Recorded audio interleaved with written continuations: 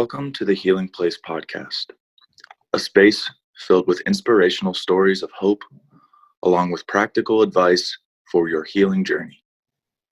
Your host is Teri Wellbrock, trauma warrior, writer, speaker, blogger, therapy dog handler, and founder of the Sammy's Bundles of Hope project. As a survivor and a thriver, Teri's mission is to shine the light of hope into the world by interviewing insightful guests from across the globe. Please stay tuned at the end of today's interview as we honor our sponsors. The Healing Place podcast is a fiscally sponsored project of Fractured Atlas. Now, here's your host and trauma warrior, Teri Wellbrock. Welcome, everybody, to the Healing Place podcast. I'm your host, Teri Wellbrock, and very excited to have with me today Mike Collins. And Mike is founder of, hold on, I don't have my glasses on because I dropped them on vacation. Well, for Thanksgiving, we went to visit my mother-in-law in North Carolina, got the dogs out of the car, and I bent down to pick up something that my dog had left in the grass. And I guess my glasses fell out. So there you go. Mm-hmm. All right. So Mike is founder of sugaraddiction.com and Quit Sugar Summit. And he's been living sugar-free for over 30 years and has raised children in a sugar-reduced, sugar-free environment. But I'm so excited to talk about, we chatted for just a second before I hit record, about the ACEs connection with addictions and sugar. So welcome, Mike. Well, thanks for having me. I'm honored. It's great. I love talking about this stuff, and it looks like your show has got some a great focus. We talked about, like you said before the event here, that the ACEs thing plays a pretty good role in the sugar world, and people don't really put the two and two together. So excited to talk about it. Yeah, for sure. And I told you, I took on your website, you have a sugar quiz. Right. And I took it. I knew the answer was going to be, yes, you're a sugar addict. Right. But my dad died from complications from diabetes. And yeah, I'm well aware of my own addiction to sugar. And so talk to us a little bit about sugar addiction. Yeah, you're not alone. Over 50% of the podcasts that I go on, the host wanted me on to deal with their own. And these are in recovery podcasts. Some of them are drugs and alcohol, and they've already got sober once or whatever. Now they want to get off the sugar. They're gaining a lot of weight, and the diabetes came up. So sugar addiction is, I think, how should I say this?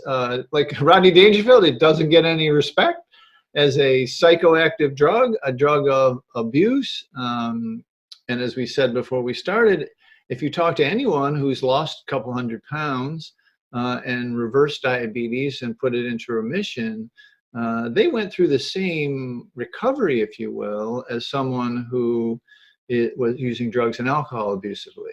And so that part is really the core of the message that we have, is that once you get into this thing, the diet, quote unquote, the exercise, all of this stuff means nothing unless you begin to deal with the reasons you used sugar abusively to begin with. And we all know about the body, okay, the glucose, the diabetes, the Alzheimer's 3, they're calling diabetes now. Yeah. And metabolic syndrome, all the rage because of the keto diet. And metabolic syndrome, causes inflammation throughout the entire body and about a constellation of other things as well. But no one talks about the psychoactive nature of sugar, the effects it has on the nucleus accumbens, the dopamine, serotonin, norepinephrine, GABA, even your adrenal glands. They don't talk about this stuff. And in the last 5 years, the science has just exploded. And, when you slide somebody into an MRI, you end up, you give them a sugar solution. The parts of the brain that light up when they do cocaine or alcohol are the exact same. And let's talk about it. The dose makes the poison, right? It's like you do a little heroin, you do a little alcohol, you do a little whatever, cocaine. but we are pounding on average 20 teaspoons a day through our beautiful bodies. And if you're overweight or have a big habit, it's 30 or 40 teaspoons. That's sugar. That's before you get to the flour, which is also about that number.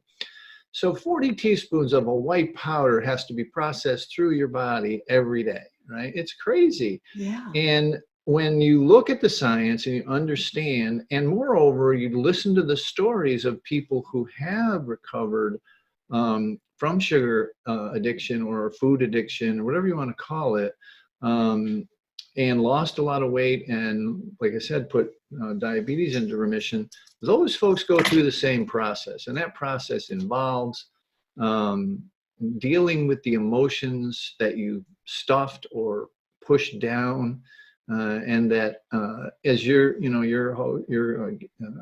audience knows about ACEs, the adverse childhood experiences. We started using sugar probably in the womb, and you can give this product legally to a 1-year-old. And your mom was busy, and she didn't have time, and she would, instead of getting down on your level and giving you a hug, she would give you a cookie and send you to the TV, right? And so we started to associate love and relief of anxiety, worry, pain, fear with sugar, and that carried over for us. And so, yeah, it's I could go on forever. It's just it's a message that once described, it takes a little time, a little bit of a setup, usually the length of a podcast, but then the light kind of goes on, and people's, how do I put this? I have ruined people's sugar use forever.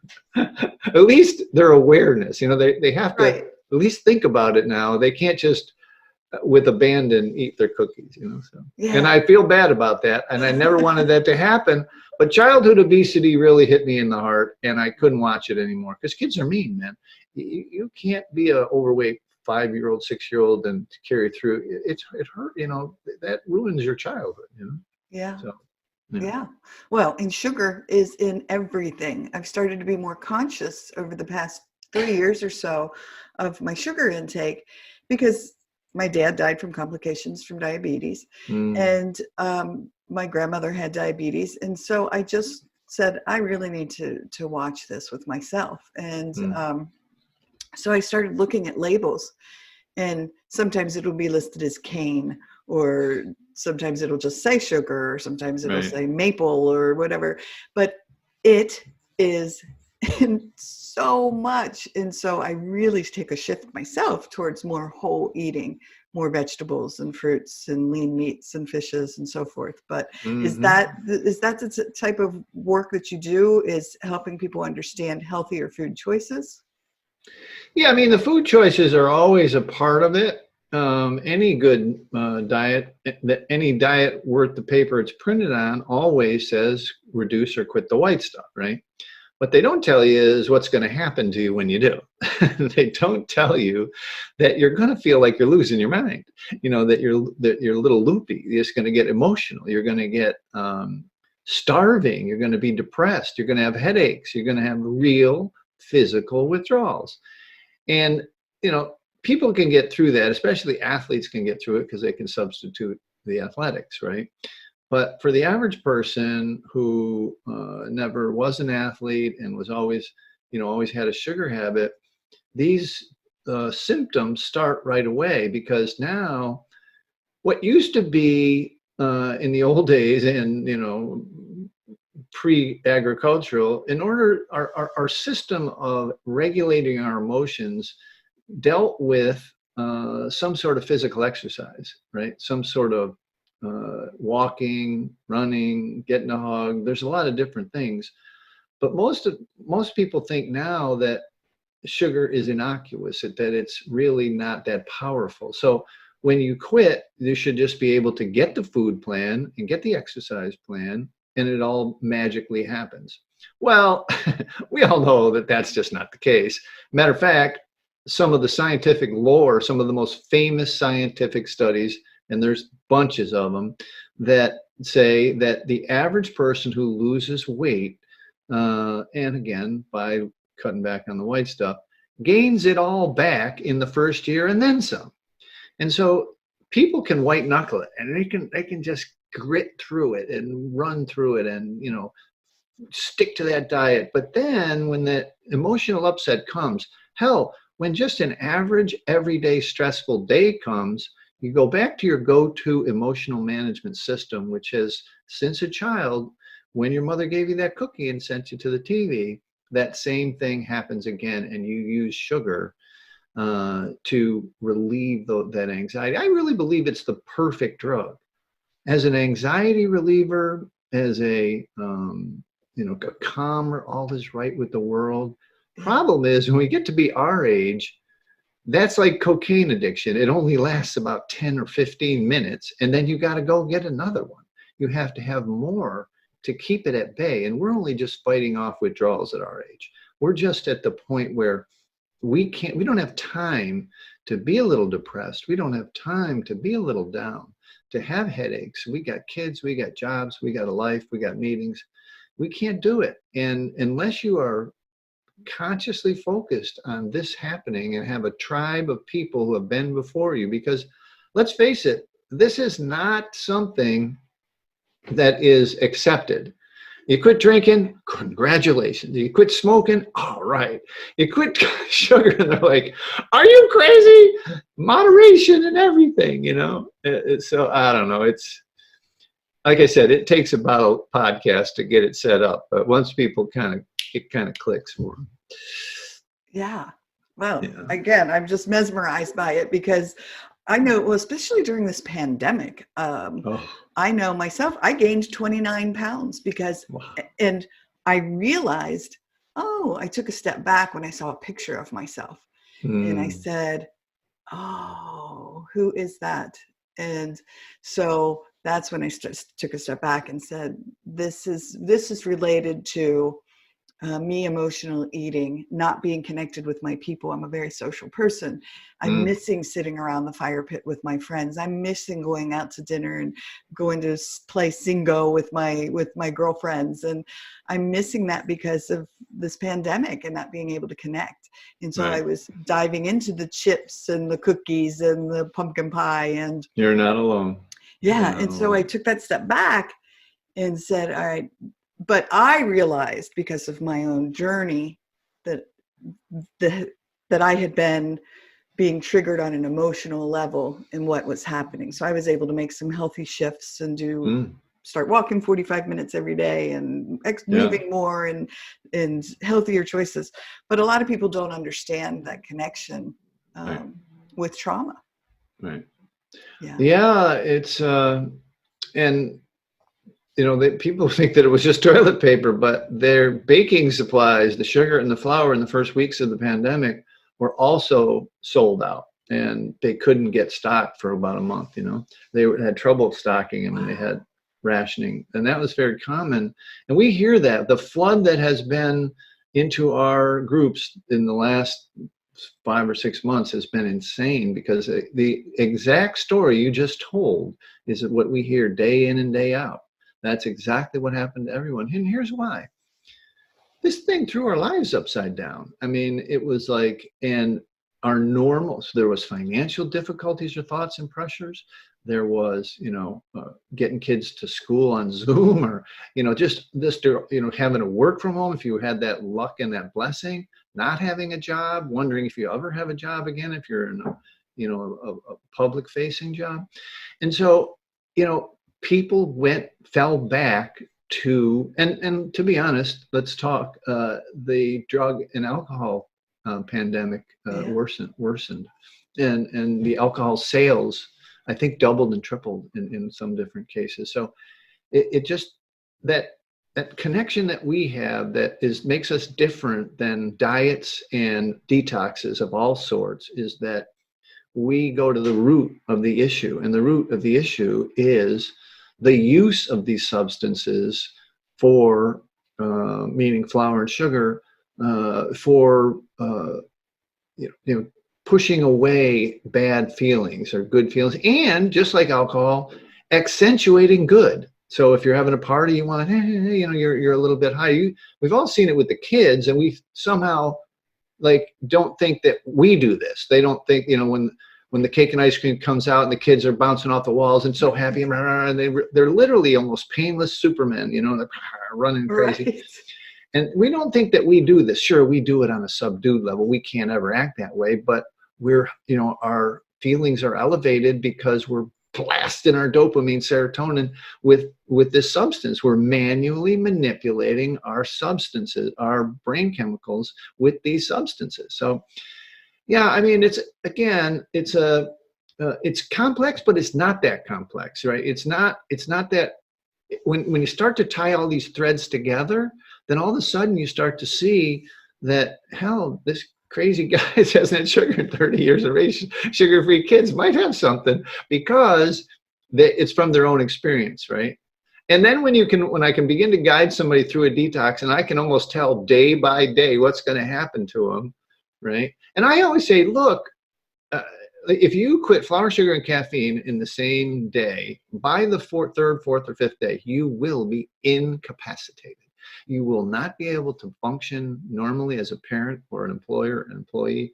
You will need sleep, rest, and water, and that's about all you're going to be able to handle. Like you had the worst flu of your life. You're going to be starving to boot, because that's what's been hijacked. Your digestive system's been hijacked to ingest the drug, right? And so, I mean, I don't want to be the anti-candy man, Teri. I mean, I don't want to be the guy who delivers this message, but at this juncture, having worked with thousands of people and seen thousands on the other side with the weight loss and the diabetes in remission and all kind of, lupus and immune kind of diseases in remission, all kind of stuff in remission, because just all they did was quit sugar. So we know what it did to the body, but my thing is, and why you should quit. But the reason you can't quit has nothing to do with the food you're eating. I mean, it does. You can't eat sugar, but it has to do with your understanding of your brain chemicals and your emotions and your thoughts. Yeah, for sure. Yeah. Well, there's just so much there. I mean, I know inflammation. I know when I did an eating plan where I cut sugar for 30 days and, oh gosh, I felt so much better. And yes, it was amazing. And, but like you said, after a few months, I was right back to it and eating all of that again, because I wasn't correlating why I was wanting to shove that into my face, and the comfort that I was finding in those foods. Right. It's very subtle. Very subtle. It's like I call it the perfect drug, because even that, when you get really sensitive like I am, high levels of fructose in fruit and nuts and nut butters, those kind of things, they will give you, it's like an alcoholic drinking a beer after 5 or 10 years. It will give you that same calm, it'll give you that same, if you pay attention to it, if you really pay attention. And that's why we have people do food and mood journal kind of stuff. It's like, it's not like what you ate and what energy it gave. It's like, how did you feel just before? Meaning that when you hear the stories of people who kind of see the light bulb go on, they were worried about something financially, relationship wise, with their kids, their spouse, whatever. And then they used the product. And then on the other side, they felt the relief, and then 20 minutes later, they're hungry and they wanted more, and they just kept chasing it down. And when you see this all in black and white, like when you write it all down, then all of a sudden you start to put the 2 and 2 together.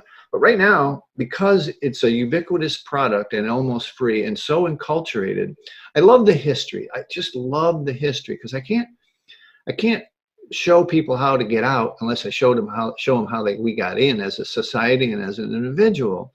And we've been talking about the individual, but when you look at the society, back before the British Empire went with empty boats and got slaves in Africa and then the Caribbean, and they grew a gigantic empire that literally took over the world on the money they made on this drug.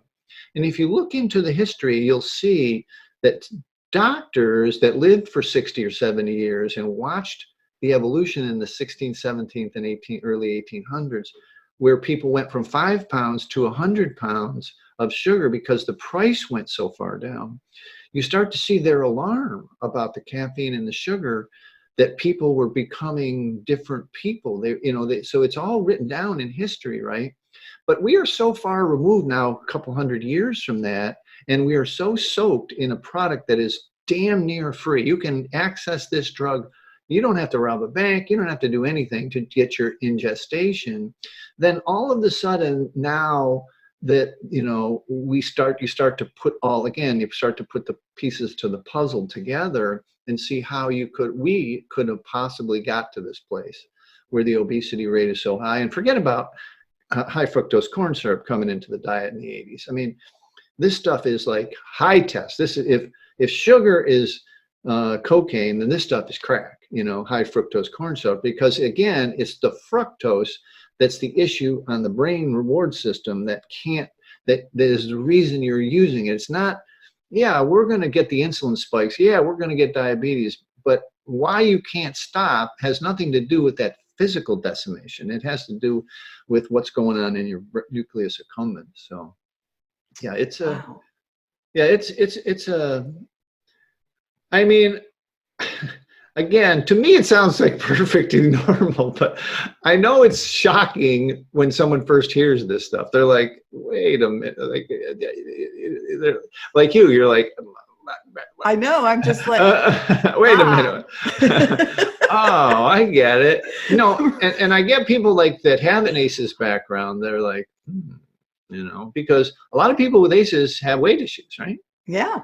Because they, societally wasn't acceptable to have drinking and drugging, right? You can't be doing cocaine and getting drunk, but you have no issue using this product to cover up your trauma, to tamp it down, to not deal with it, to push it away. And again, when you talk to somebody who's lost 200 pounds and went through the trauma reduction stuff, they say they used it to stop feeling, to numb out. Basically. Yeah. Well, I love it that the original ACEs study was originally started as a weight study. And then all of a sudden the light bulb went off of, wait a second, let's take a look at, they started to look at the trauma history of folks, and then it really. I'd love to see that. Thank you. I really would love to see. Oh, for sure. Yeah. I'll send you the link on that. That would be great. That it's again what you're talking about. It's another link in the chain of the history of how we got here, kind of thing. That's cool. Yeah, for sure. And it's fascinating, and it was an eye opener for me as well when I started really researching, right. The whys of the addiction, with this particularly related to ACEs, and before we go any further, I want to address the word addiction, because this scares people, right? First of all, they think of a bum under a bridge with a brown paper bag, and a bottle, and it's just not, stigma reduction in substance use disorder, heroin, alcohol, that kind of stuff. It's no more junkie, no more alcoholics, no more druggie, these stigmatized words, and they call it substance use disorder now. And the stigma reduction people, I love, and I'm getting, I may have to change the name of my website, to be perfectly honest with you, to because it's just, they're right, but these types of things take a long time. And the word addiction is still stigmatized in this society. So calling yourself an addict and being in recovery from an addiction just is not, it's hard. It's not congruent with the sugar thing, right? I mean, right. Food addicts, which is also a misnomer, it's misnamed because of the past, right? It's not food you're addicted to. You're addicted to the processed food. You're addicted to ultra processed carbs. And so, regular food, like you said, seafood, meat, veggies, that you're not addicted to that. You're addicted to the processed stuff, right? And so we're going through a naming and a stigma issue here too, as well. So it's that takes time. Yeah. Now you have a book as well. Hold on, I have the title here. The Last Resort Sugar Detox Guide, that's available for people as well. And does it go into I mean, really how to go through the detox of sugar? Absolutely. That's exactly what it does. The reason it's the last resort detox sugar is because people tried everything else. Our average person is 6.8 different diets. We have coaches that are like decades long Weight Watchers leaders. They've tried everything, right? And half of our, not half, but a great strange thing happened when I went public with my substance use disorder, is that I got a lot of people come in that were sober 5 and 10 years who couldn't get off the sugar. Now they know about addiction. They couldn't get off. So it's the last resort for a reason. I mean, if you've tried everything else, we're here for you. And you said you took the quiz. I say, look, if you ever make your way to sugaraddiction.com and have to take the quiz, you probably don't have to take the quiz because you already know. But the book is there for free to download. You just hit the big yellow book and you can download the book for free. And yeah, it does absolutely go into the detox part of it, and how the parallels of exactly what we've been talking about to addictions of other sorts. Yeah, Awesome. People like it. Yeah. Now, do you have programs that people can join and support groups and so forth? We do. We have what the most popular entrance is the 30-day sugar detox. And what the sugar detox does, I come into your inbox every day for 30 days with a video and instruction. And it's really, because we've done this so many times, there's patterns. And so I know what goes on in days 2, 3, 4, 5, 7, 10, 12, and we can, so it's like it's like I'm reading their mind or their body, but it's not that hard because it travels the same trajectory, right? And so, yeah, they just jump on the 30-day detox, and you can start anytime. You don't have to start. We start a bunch of them at the beginning of each month, but you can join anytime. But yeah, those are fun, and I'm not fun. They're not fun in the first 20 days, but after that, it's kind of cool. People, and we have we got 7,000 people from that thing in a Facebook group that are supporting one another. I really run on a peer recovery model. Like, I provide the information, but I also provided great information for 7 freaking years in this website, and only a couple of people got it. But when I started having peer recovery stuff where coaches and people helping one another, then it kind of took off. And so, yeah, I think that's really becoming a big thing, because there's that connection that happens when you don't feel so alone in your journey and your healing journey. Yeah. You got it right on the button right there, because people are alone. And 50% plus of our folks, no, it's probably closer to 80. I got to get the exact numbers, but surveys are weird like that. But it's like they don't have spousal support. They don't have their children. They have to cook for their children, or they have to provide what the children are used to, which is cookies and ice cream, whatever. But they really want to do this. They've done the research. They can see it. They've maybe done 30 days before, like they've done a different kind of diet. They felt good, and they want to do this now, and they don't have the support. So it's good to have the support of the other folks, the folks that are with us in the meetings, the different tribe, the different family, Yeah, for sure. Yeah. And it's so very true to be surrounded by others in the household who are having the spaghetti and breadsticks and sauces and cheeses, and I'm everything. Like, I'm going to have my salad and hard-boiled egg. I had salad and dry fish, and dry chicken with no sauce, and Exactly. But you get to like that stuff. I mean, people always ask, what does the sugar-free man eat? It's like, it's not like it's a burden after a while. Once the pull to the processed stuff goes away, first of all, you're not hungry all day. You don't have to graze all day. You can eat once or twice, whenever you're supposed to eat, and that's all you need to do. And so it's that mental, it's that space, that free space that it rents in your head. Should I eat this? Should I not? I mean, should I hide this so nobody else has it? Can I have it for later? That really, it's crazy making. Really, it's just crazy making, because you're always thinking about it, and you're not thinking about it in a normal I'm hungry way. You're thinking about it in a brain hijacked way, because you're wanting an emotional hit. I love the saying we kind of evolved that, snacking is never a nutritional event. It's always an emotional event, because you very, very rarely snack on something that is not processed. It's always something emotional that you're, gotta try out. Yeah. So. Wow. And what you said earlier about fruits and nuts, because now that I'm trying to eat healthier, when I'm sitting watching a TV show, which I don't watch TV very much, but if someone got me onto a Netflix series, and so I said, oh, I'll watch it. And so I'm like, oh, I really like this. So I'm watching it. So I go and I grab a handful of cashews and a banana. I'm so right. Yeah. A lot of cashews are actually drupes. Look it up, Google it, and for your folks. Drupes are the seeds of fruit. They're not really even a nut. Wow. And the hybridization of these drupes has been the same as the hybridization of fruit for 300 years. Like back in the day, a banana you couldn't even eat because it was like a giant seed pod, which worked very, very well evolutionarily because the animals would eat it and they were attracted to whatever sweetness there was and then disseminate the seeds. But it's been hybridized now for 300 years for what? Fructose, right? And so the hit that you get on the nucleus, forget about fruit juice. Drinking orange juice is the same thing as drinking Coke. It blasts the liver with fructose. And this will be perfect to maybe drive home the point here is that fructose can only be processed in the liver. It has no other function in the body.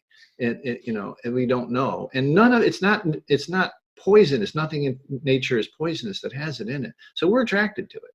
But we're not attracted to this stuff let's look at a navel orange, for goodness sakes. How does this thing propagate in nature? There's no seeds. It is absolutely a manufactured product, right? And manufactured for a giant sweetness ball, right? Yeah. And so that level of fructose is evolutionarily not something we were supposed to ingest that much of. Once or twice a year, when things became ripe, we were supposed to clean off those trees or bushes, and that was it. After the rest of the year, we didn't get much fructose. And now, what I wanted to say is fructose causes fatty liver, okay? Fructose is, we now have an epidemic of 5, 6, and 7, and 10-year-olds, children with fatty liver. This is an alcoholic's disease. They do not drink alcohol. It's from the fructose. So, it's just, when you start to pile on all this science, keep piling it on, I only just try and regurgitate it really fast and events like this so that people can make their own decisions, Yeah. Well, thank you. I mean, just so eye-opening for me. And I just appreciate you being here and sharing this with me and my audience. So how do people get in touch with you? How do they find you on your Facebook group? Yeah, just go to sugaraddiction.com. Everything's there. You can take the quiz, you can get a free copy of the book, and it'll lead you to all of the social and all that kind of stuff. So awesome. And you didn't mention the Quit Sugar Summit. That thing is amazing. If you go to Quit Sugar Summit and just leave your email, we'll tell you when we have one in January. I don't know when this thing will air, but it's 5-6 years of the most amazing educators in the world. And of all the people that join our stuff, most of the people go through the summit because it's not just me. It's, Harvard, the Cantley Lab, Cantley Lab at Cornell, Dr. Lustig, Gary Taubes. It's just filled with all the experts. So check it out, Quit Sugar Summit. Yeah, I love summits. I can sit and watch the videos and you hear from the people who know about. Right. Yeah. And this is, how shall I put this very delicately? Because I'm not in a war with the big food producers, but those guys they're courageous and they're not. None of them are backed by the food producers, so they're really. But the media doesn't give them much shrift because a lot of their bills are paid by the food producers. So that's why the summits work out better, for them. Yeah. And for the education part. Wonderful. Well, and what you say about the food producers, like I said earlier, I'm more conscious, more aware now of sugars and what I'm putting into my body. And so I said, I'm going to go get myself a turkey. Now, this was months ago, prior to Thanksgiving. I must have had Thanksgiving on my mind. So I said, I'll get a turkey breast. And so I grabbed it and I flipped it over and I looked at the label. Well, it had sugar, and I was like, "Oh my gosh, it's just a turkey breast. That's all I wanted." It's so amazing that what the stuff that they put sugar in these days. Yeah. Turkey is one of them too. I just can't believe it. Yeah, crazy. Yeah. Well, who knew? Well, I found out, so I was like, "Put the sugar." So I put the turkey back. And you got to search to find one that doesn't. Yeah. You Yeah. can't. Exactly. I mean, it's just the brine. Even in the birds that look full, not manufactured or breasted, like remnants or whatever, they inject it like the brine. I don't know. Yeah. Like that. I don't know. Crazy. Crazy. Awesome. Well, again, thank you so much for being here, and yes, Well, shining a light onto this topic. It's been wonderful. Well, very cool. Thanks for having me. I appreciate it. Absolutely. Keep up the good work out there. This is Oh. we need to get messages like this out, and especially the ACEs stuff. Keep up that. Yes, thank you so much. Yeah. All right. Well, everyone, thank you for joining us today here on the Healing Place podcast. And until next time, remember, be gentle with yourself. Thanks. Bye-bye. Thank you so much for listening today to the Healing Place podcast with your host and trauma warrior, Teri Wellbrock. If you enjoyed this episode and want to learn more about Teri, her mission, and the Hope for Healing journey, visit Teri's website at www.teriwellbrock.com. Thank you for liking, commenting, sharing, and offering your reviews on our YouTube channel, audio outlets, and Facebook page. And as Teri reminds us, until next time, remember, be gentle with yourself.